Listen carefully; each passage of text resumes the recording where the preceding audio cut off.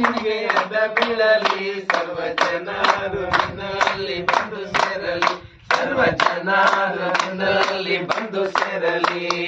ಅಪ್ಪ ಅಪ್ಪ ಏಸಪ್ಪ ನೀನೇ ನನ್ನ ಸರ್ವಸ್ವ, ಅಪ್ಪ ಅಪ್ಪ ಏಸಪ್ಪ ನೀನೇ ನನ್ನ ಸರ್ವಸ್ವ. ನಾನು ನಿನ್ನನ್ನು ಬಿಟ್ಟು ಏನು ಮಾಡಲಾರೆನು, ನಾನು ನಿನ್ನನ್ನು ಬಿಟ್ಟು ಏನು ಮಾಡಲಾರೆನು.